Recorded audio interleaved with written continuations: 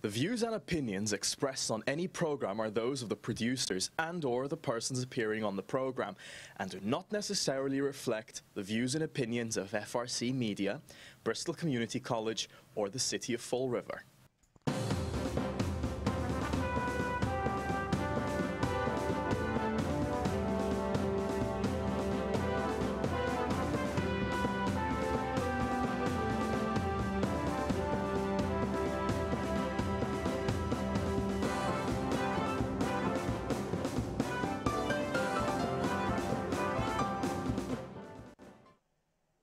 Welcome to Spindle City Straight Talk. I'm Chip. And I'm CJ. And it's Monday. And we've got breaking news. Breaking news. Anthony Weiner has been sentenced to 21 months in federal prison for sexting with a minor. So, it's a disease. Yes, Anthony Weiner is a former U.S. representative, and he was a pivotal point in the Trump campaign. They were trying to connect Weiner and Donald Trump through his wife. But he's now got 21 months in federal prison for sexting with a minor. And, you know, I guess Anthony Weiner is not going to worry about wieners anymore. I guess that'll have that market will have to go back to Oscar Mayer, I guess. I guess so. Another thing that came up that before we get to some of the local stuff was the NFL scenario yesterday. Many people are disgusted with the NFL. As a matter of fact, messages are now going out to boycott the NFL, boycott the NFL. I agree that people have a First Amendment right. I agree that they need to express it. But when you take a knee, or worse, don't even come out of your locker room to say the pledge or to stand at attention for the flag of your country, which many men and women have died for, you are not disrespecting Donald Trump. You're not disrespecting the people. You're disrespecting the flag and the entire country. The flag does not cover blacks, does not cover whites, doesn't cover yellow, purple, or green. The flag covers every American citizen. And when a soldier or a serviceman dies in the line of duty, the American flag doesn't say, is he black, is he white, is he green? No, the American flag just gets laid over that casket out of respect. And the least that the NFL players could have done was show a little respect for those people who have died and given their lives for this country. And for the people that have fought for your right to have your First Amendment right, but do it somewhere else. No, you're right, and this is really it's really disturbing. We talked about this, and the monitor's not operating out here, but I'll run over and fix it later in a second. But this is something that we talked about this at length before about protesting and stuff. And look, obviously, we have a show where we protest a lot, and I don't believe anybody. Doesn't have the right to protest. I truly believe that. CJ's out here. Yeah, here we go, CJ. Thank you.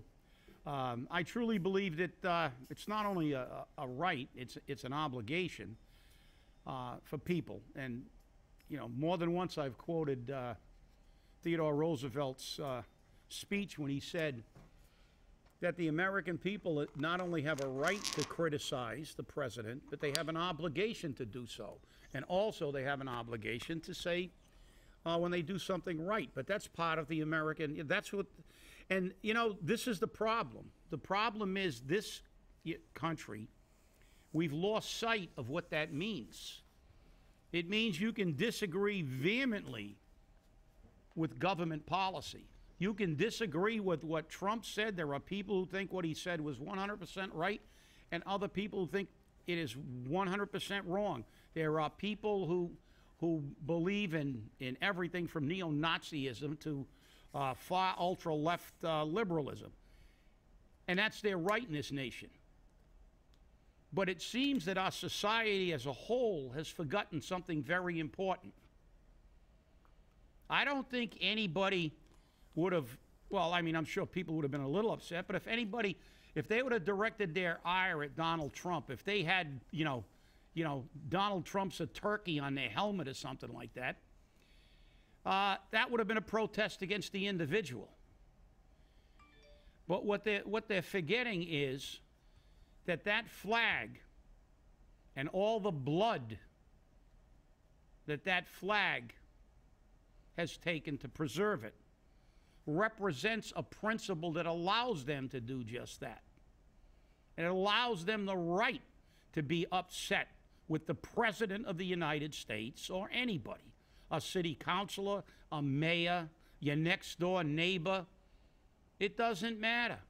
You have every right in this nation. That's what makes this nation great. You can even be a wingnut. The American Nazi Party, when the ACLU defended their right to demonstrate, when what they were demonstrating about was killing all the people in the ACLU, as long as they don't act on it. That's what makes this nation great. What makes this nation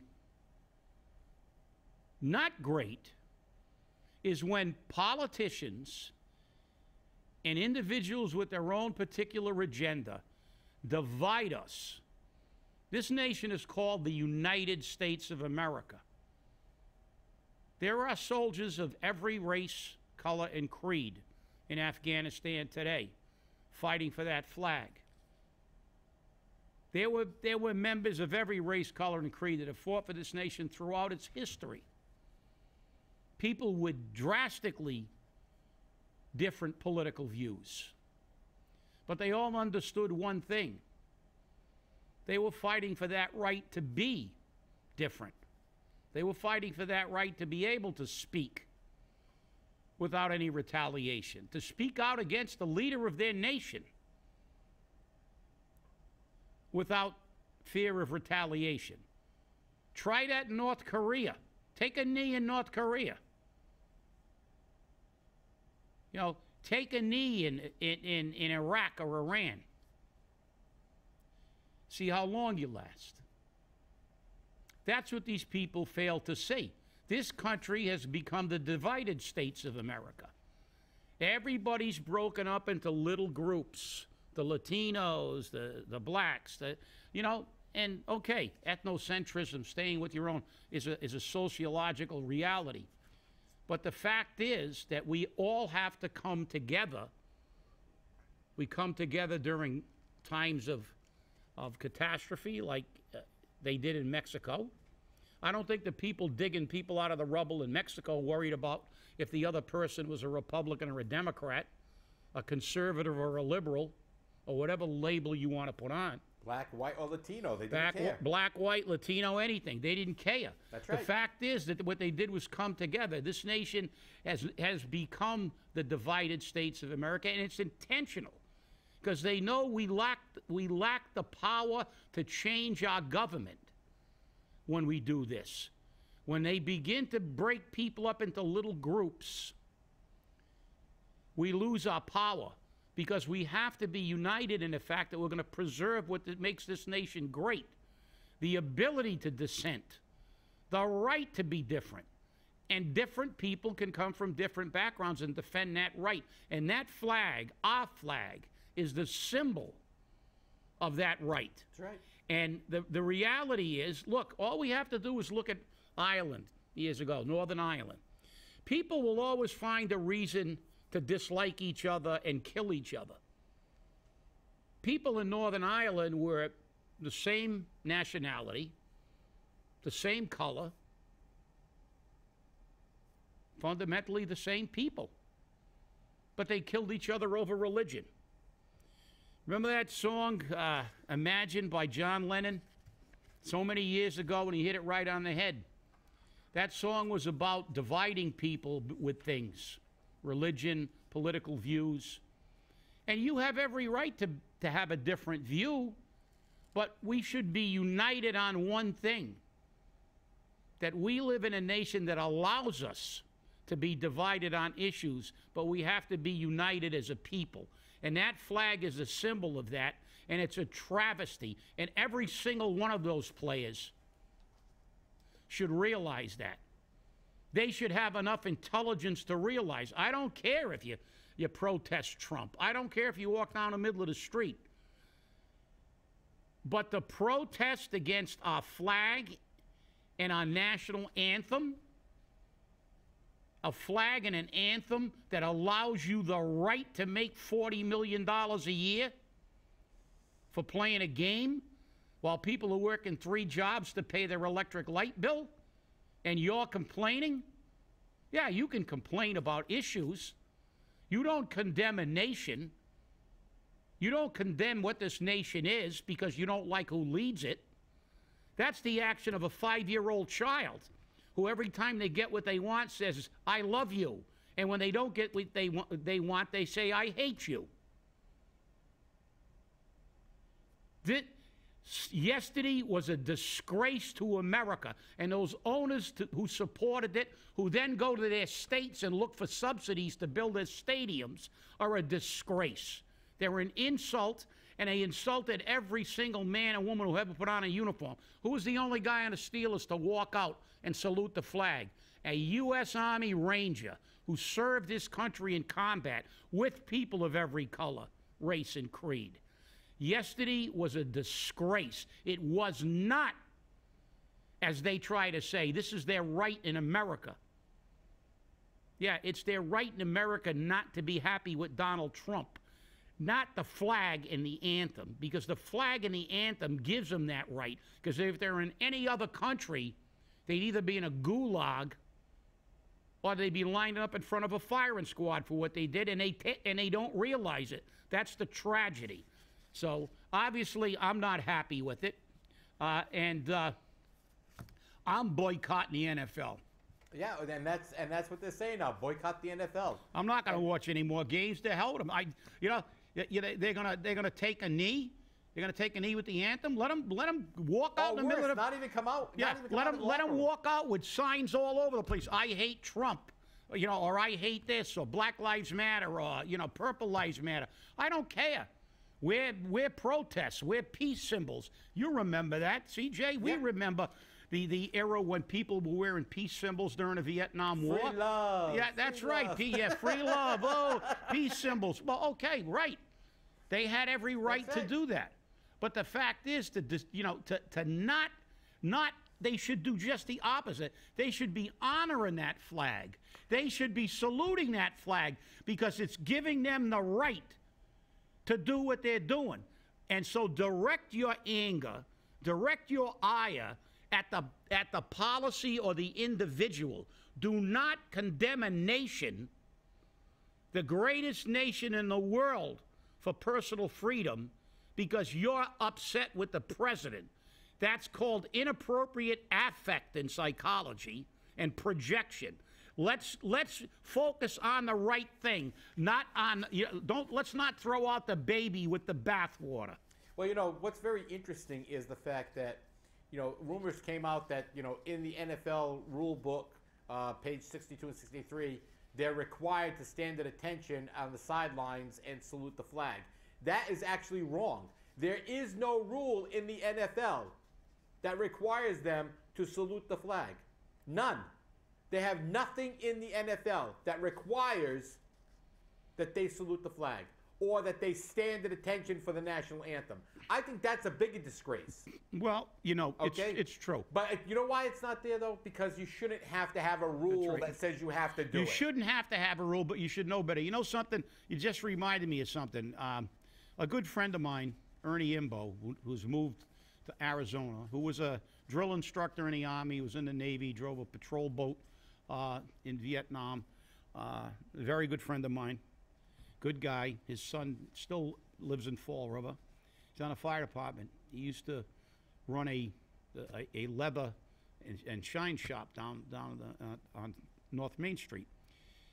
And he had one of the most heart-rendering pictures I've ever seen on his wall. He had a picture of a veteran with a prosthetic arm and a prosthetic leg that he lost in the service of his country, standing with his daughter, saluting the flag. And when I see these bums, and that's what they are, bums, taking a knee, and I see a man like that who lost 2 limbs, saluting, honoring that flag with his daughter, you can't even believe the level of ire I have and the anger I had. Well, and I'll tell you, you know, this past weekend, the Invictus Games started, which is for disabled veterans to compete in. And I saw some pictures of these athletes. I'm not going to call them anything else but athletes. That lance corporals, sergeants, colonels, I mean, everyone of ranks, white, green, yellow, purple, everyone. But you know what? The one thing they all had on their sleeve was the American flag. And they stood at attention in Canada when the national anthem was played. And presiding over the Invictus game was Prince Harry from England. And he didn't take a knee. He didn't turn around and say, I got to leave because of what's going on in America. He stood there out of respect. And of all people in that whole game, he should have been the one to leave. We stuck it up King George's backside. Yeah, but he also served. That's right. He served. He served. He didn't say, well, I disagree with this war. He served. That's right. When his mother was the Queen of England, you know? I mean, you know, not the Queen of Princess. Princess. Yep. But his grandmother was the Queen of England. Yep. But the fact is, he served his country because he understood. And he actually kept sending himself back. That there are things that transcend your politics, or should. They should transcend your politics and your personal feelings. The fact that you live in a place, you know how many people that have come over from other countries to Canada and the United States, places where they could actually stand up and protest something without being killed, literally kiss the ground when they become citizens and get here, because they live in a society that's truly oppressive. And you know something? I always say the best way to cure problems on a federal level is to put these congressmen in a 3-decker and make them and give them our health care, and they'd fix it, because I truly believe that is a fact. But you know something? You take everybody that takes a knee and ship them over somewhere to a nation where you have no rights, where if you take a knee, you might lose your knees and the legs that they're attached to, and maybe your head. Maybe they'd realize that the flag in our nation is the symbol of why they can do that without fear. And it has to transcend. Like I said, I don't care. Come out there with I hate Trumps, I hate everything, and it's good. Good. You don't have to agree. You don't have to agree with anything. But we should all agree on one thing. This is one of the only nations on this planet that you can do and say virtually anything you want and never worry about repercussions. And that's what makes what happened yesterday a travesty. And it's bad enough that those players should be ashamed, but those owners, those same owners that are always looking for extra money and tax breaks and subsidies, they're a disgrace. They don't deserve to live in this nation. It went all the way up to the top to Goodell, okay? Because even he said he's going to support his players, okay? Well, you know, when you choose your players over your nation, you've got a problem. You got a problem. Okay. They all got a problem. Like I said, their perspective is a little convoluted. I mean, if you want to take it to the nth degree, you could almost say it's treasonous. But yeah. I'm not going to say that. But I mean, no, I just said it. So guess what? I said it. It is. It's almost treasonous. Oh, but and I don't care about it. You know, this all started with Kuperneck when he was doing it to protest, you know, for Black Lives Matter because of what police were doing. Now it's just to divide the country even further. And, you know, it's the God's honest truth. If people boycotted NFL games, if they didn't watch it on TV, if they stopped buying the merchandise, you know what? They'd learn real fast because money talks. Money talks. Oh, you're right. But, you know, that's one of the You're problems. willing to pay $9 for a beer in the stadium to watch them disrespect your flag, to disrespect your country? Well, you know, call me a conspiracy theorist, because I probably am. But I truly believe that this is exactly what they want. Because divided, we have no power.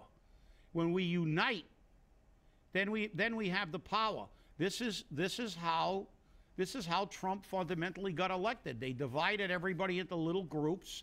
And, you know, you've got to look at the greater good. Our nation is a symbol of freedom. There are people who took, think about it. Our forefathers who created this nation, if they would have lost that war, every single one of them would have been hanged. That's right.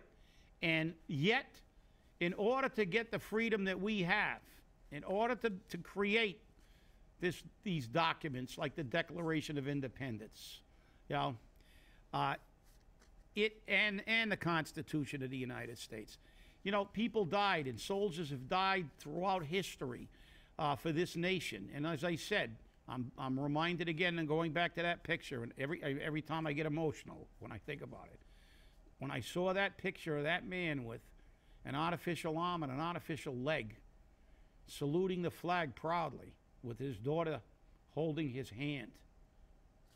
I mean, and I see something like this, it's disgraceful. Absolutely disgraceful. It flies in the face of what this nation is about, and it shows how far our society has gone in forgetting what this nation is and the history of our nation. To confuse their ability to be upset with the president to condemning a flag and an anthem of a nation that allows them that right, to me, shows that they don't have the brain power to blow their nose. And, you know, the interesting thing is they earn more money than 99% of the population that watches them. And they serve as role models for children. So the role model that they're demonstrating for the children is the hell with your flag, the hell with your country. Yeah, you know what they should do? They should give up. I was up at Hofstra University one summer, at the end of a summer. I was up there visiting my son. I was taking a diplomat course at X-ray. I went up there to visit him, and the New York Jets were practicing.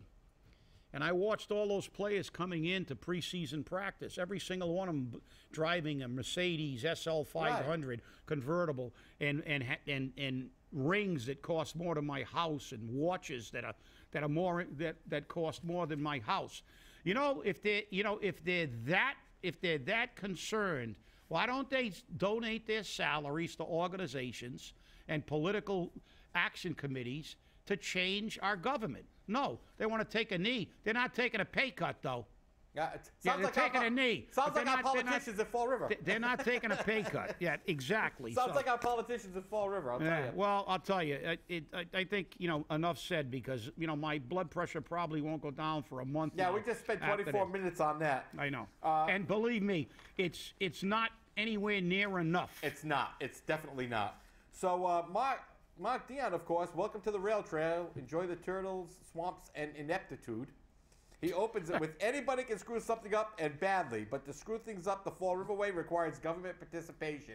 And that's what we say all the time, right? Isn't that the truth? Isn't that the truth? Mark hit it out of the park with that one. Yep. No football analogies here, just baseball. Exactly. But, you know, it's interesting because you look at this whole rail trail debacle, and the mayor did not say, and I brought this out in the Weekend Flush this weekend, the mayor did not send an order down to the city council to reverse their easement decision.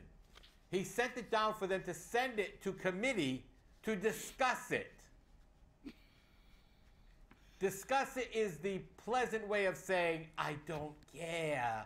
I don't care. I'm on the record saying it's not going to happen, but I can't do it. So guess what? Now they're going to have to find a way to make it happen. And according to our sources, there is no requirement for the fire road that they're talking about, the second means of egress. So guess what? That road's out the door. I wonder what's going to happen there. Well, we could have a special legislation passed for us for an ordinance, you know. Great. Who knows? But as you just said, with government intervention, anything's possible because they can make up their own rules as they go along. I know. Unlike us. So. We need to file a formal protest. Yeah. Okay. Yeah. Fall River is... You know what I liked about this article? Go ahead.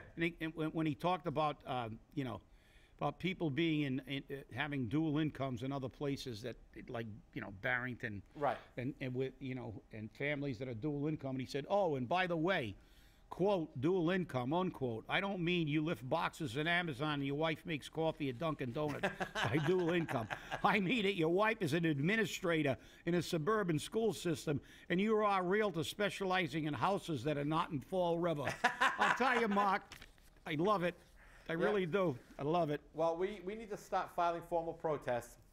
Fall River only came in number 2 again. Yes. Number 2, the second worst city to live in Massachusetts in 2017. New Bedford was number 1. I want to protest that. Yeah. Fall River, number 2. We're like Avis. We'll try harder. well, the other thing is number 2 does mean something else, and maybe that's what they're talking about. And I like the line in this that says, the crime is just about as atrocious, and the residents here are chronically underemployed. So that's their synopsis of Fall River. The crime here is just about as atrocious as, And there's only one other city in Massachusetts that has a higher unemployment rate. Here's looking at you, Lawrence. That's right. Well, the last stats had the people in Lawrence having higher household incomes. Yes. So even though they have more people unemployed, they still have higher incomes. Fall River, the last stats I looked at, we went from the second lowest income in the state, Lawrence being the top or the bottom, depending on how you want to look at that. If you're an optimist, you can say they're at the top, but you're not saying it's a negative category. And if you're a pessimist, you can say, well, they're at the bottom. We were holding up the basement, but now Fall River was. So again, sometimes percentages can actually be a little show a little worse, like some of the cities that were in this article. Well, here's the thing that gets me. Between New Bedford and Fall River, there were 173 reported rapes last year. Boy, Fall River, I'm sure that when you do a Google search on a place to live, Fall River's going to come at the top of the line, especially if you're John Wayne Gacy or a serial rapist. I'm telling you. We don't make this stuff up. No. It's like, when you read about this stuff, then you go back to Mark's article, and at the end he says the council's going to vote again. The developing well has just discovered what it means to be Fall Rivered. You're right. Only in this city. Yeah, and I wrote in the Weekend Flush about this, in that, I go to a wake, believe it or not, a funeral, and politicians are there talking about this whole deal, and the guys who are part of the deal, and it's a deal, people, it's a true deal. The last guy in is the one getting the shaft. He's the one that's going to take it. He's going to be Anthony Weiner, okay? Oh, I wish I were an Oscar Mayer Wiener. That's it. And it looks like Mr. Weiner never learns. What is this? Is the third or fourth time? Third or fourth time. I guess that he truly has a, we'll have to probably get him off on the fact that he's got a disease. Bad pun. Bad pun. Well, I don't know. I don't think it was that bad. It was kind of a little double entendre, So oh God, I'm telling you, we can't write this stuff, people. We just no, we can't. We'll let Mark write it, and we'll talk about it. That's right. Hey, people, you have a great day, and remember, if you're asleep at the wheel, it's your fault. You got to stay angry. Stay angry. And that's not in regards to your story today, Chip. No. And remember, honor this nation and this flag.